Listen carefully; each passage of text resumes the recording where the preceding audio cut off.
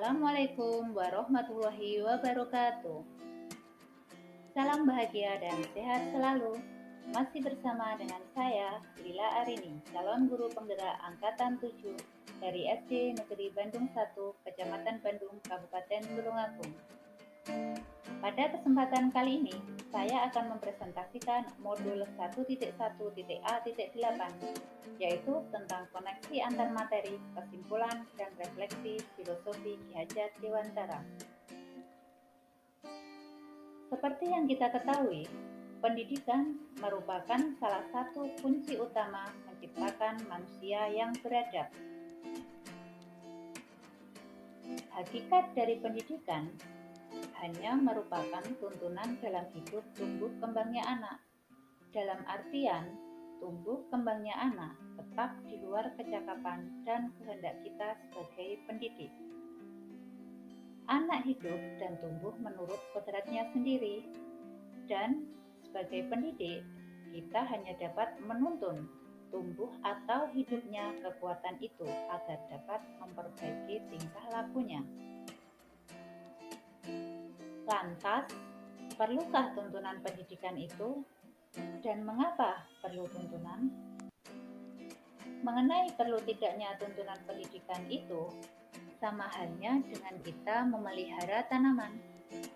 Sebutir jagung yang baik, jika ditanam di tempat yang baik dan dengan pemeliharaan yang baik, tentu akan menghasilkan tanaman jagung yang baik pula.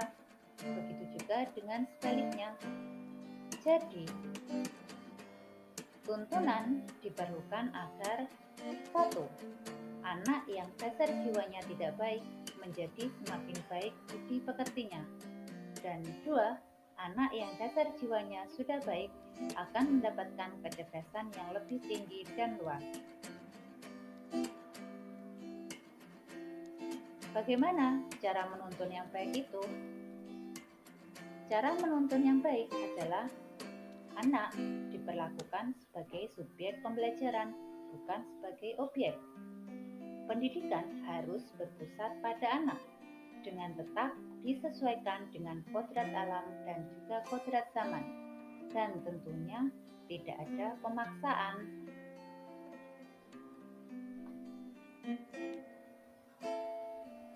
Dari koneksi antar materi tersebut, bisa diambil kesimpulan tentang filosofi Ki Hajat Dewantara. Di antaranya adalah pengajaran merupakan bagian dari pendidikan. Mendidik berarti menuntun. Mendidik harus sesuai dengan kodrat alam dan kodrat zaman. Pendidikan harus berpusat pada anak.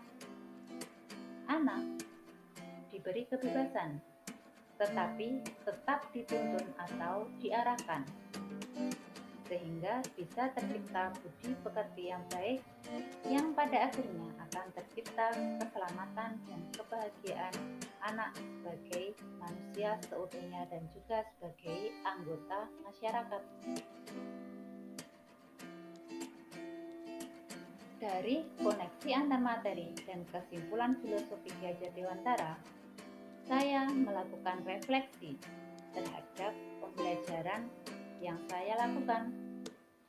Di antaranya, yang pertama, keyakinan saya tentang murid dan pembelajaran di kelas sebelum mempelajari modul 1.1. Saya menganggap murid sebagai objek pembelajaran, sehingga harus menuruti apa yang diperintahkan oleh saya atau oleh guru. Yang kedua, pembelajaran harus berlangsung dengan tenang agar materi bisa tersampaikan dengan baik. Yang ketiga, tolak ukur keberhasilan dalam pembelajaran bagi saya adalah ketika anak mendapat nilai yang bagus. Semua anak saya anggap memiliki tipe belajar visual, sehingga saya mengabaikan kemungkinan anak yang memiliki tipe belajar audio dan kinestetik. Dan yang terakhir, saya atau guru lebih aktif memberikan materi, anak mendengarkan dan memahami.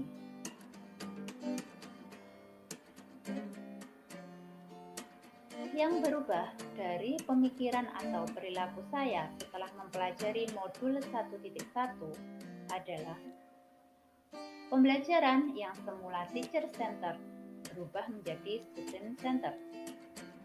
Siswa berperan aktif untuk membangun pemahaman sendiri. Saya atau guru bukan lagi sebagai seorang pemimpin dalam pembelajaran, tapi menjadi penuntun, motivator, dan juga pendorong. Cara penyampaian materi juga harus disesuaikan dengan tipe belajar siswa. Suasana kelas harus menyenangkan agar siswa nyaman belajar. Dan nilai bukan lagi menjadi tolak ukur keberhasilan siswa, karena siswa memiliki kodrat sendiri-sendiri. Terkait dengan hal tersebut, yang harus segera saya terapkan di kelas saya adalah yang pertama, mengidentifikasi kebutuhan atau tipe belajar masing-masing siswa. Yang kedua, membangun kesepakatan kelas. Yang ketiga, membangun kedekatan secara emosional dengan siswa, sehingga siswa merasa nyaman dan tidak terpaksa. Berikutnya, berkolaborasi dengan siswa dan teman sejawat untuk menciptakan suasana belajar yang menyenangkan. Yang kelima, memastikan setiap siswa aktif dalam pembelajaran dan tercapai kebutuhan belajarnya.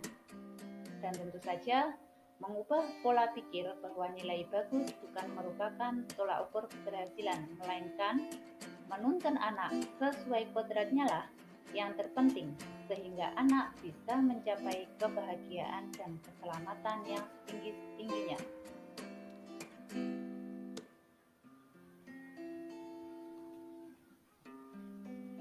Hingga pada akhirnya akan tercapai kebebasan dan kemerdekaan belajar bagi anak-anak saya.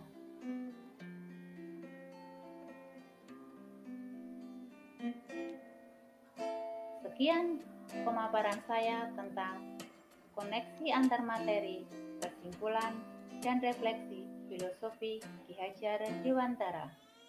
Terima kasih sudah menyaksikan dan mendengarkan. Sampai jumpa di video-video selanjutnya. Salam Guru Penggerak. Wassalamualaikum warahmatullahi wabarakatuh.